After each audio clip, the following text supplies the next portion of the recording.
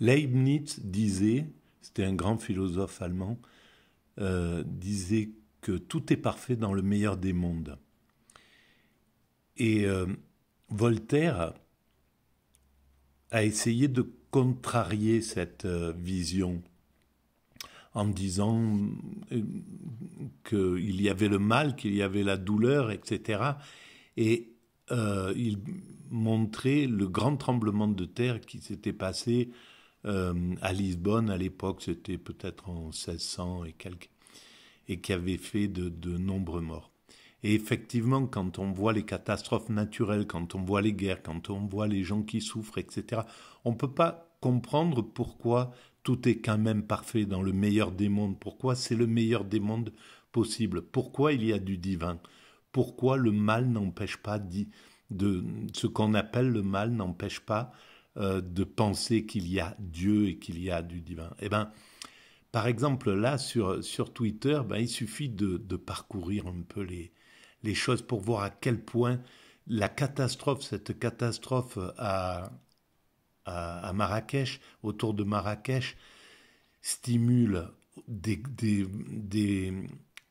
des valeurs grandioses de solidarité. Là, cette petite fille pleine d'énergie, ça révèle tous les caractères, ça fait et ça stimule le bien. En fait, à la sortie de toutes les catastrophes, il y a plus de solidarité dans l'humanité, il y a plus de fraternité, donc on évolue plus facilement vers notre perfection. Car c'est ça le but de l'humanité, c'est d'atteindre son ultime perfection.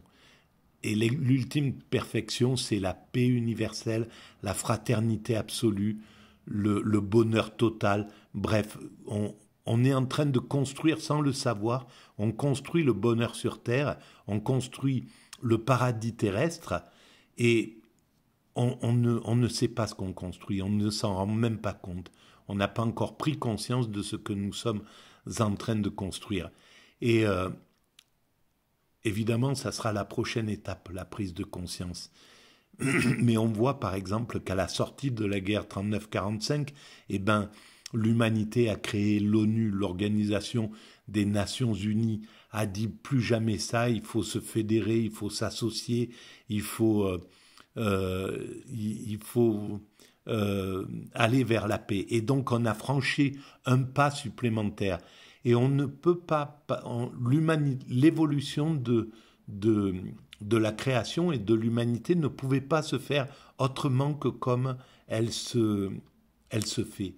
C'est le, voilà, c'est qu'il n'y avait pas de possibilité de faire en un claquement de doigts une humanité parfaite. C'était pas possible. La création doit se résoudre, doit se développer comme elle se développe. Voilà. Et donc, au fond, c'est toujours le bien qui gagne. Et qu'est-ce qu'on aurait à faire dans cette humanité? Nous, on apparaît sur cette planète, on ne sait pas pourquoi, on apparaît ici, là, n'importe. On vit une centaine d'années pour les plus chanceux. On vit, voilà, on vit une vie et puis on s'en va.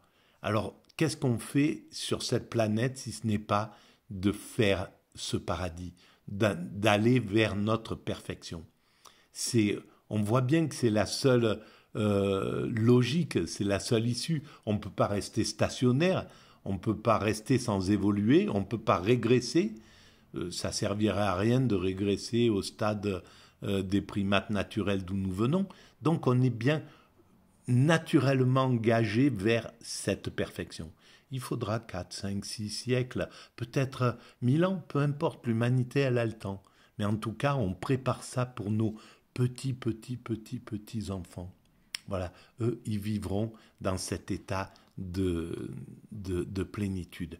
Et cet état de plénitude, c'est un état spirituel. D'après ma théorie, vous pouvez la rencontrer, allez la lire sur la mécanique universelle, c'est l'arrivée dans l'extase. Cette perfection, c'est l'accession à l'extase.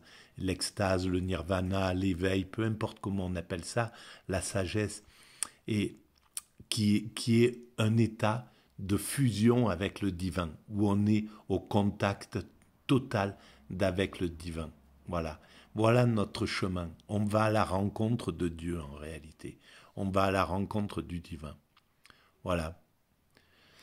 Voilà, et on voit tous ces élans de solidarité, même ceux qui ne s'entendaient pas sont voilà, mettent tout en bas. Et même dans les guerres, à la sortie des guerres, les hommes fraternisent et disent purée, qu'est-ce qu'on a, c'est idiot, on nous a poussés à faire cette guerre alors qu'on n'avait pas d'animosité les uns envers les autres, etc.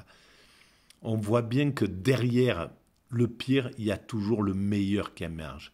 Donc, le mal est un des moteurs du bien. Et c'est pour ça que tout est parfait dans le meilleur des mondes, comme le pensait euh, euh, Leibniz, et en contradiction avec ce que pense, à mon sens, Voltaire, ce que pensait Voltaire. Donc je suis du côté de Leibniz, qui était un des plus grands philosophes de tous les temps, avec Platon, avec Spinoza, et je suis en train de faire des vidéos. Je vous renvoie d'ailleurs à ces vidéos donc sur l'espace YouTube. Il faut taper l'humanité va vers sa perfection, mécanique universelle, et vous tombez sur l'espace YouTube de philosophie naïve, je ne sais pas exactement, mais enfin bref, c'est une de ces qualificatifs qui renvoie vers cet espace. Il y a 1500 vidéos et vous aurez une petite idée de ma façon de penser cette humanité qui va vers son ultime perfection. Et pourquoi j'essaie de démontrer, de prouver ça depuis 23 ans maintenant. Voilà, merci de votre écoute.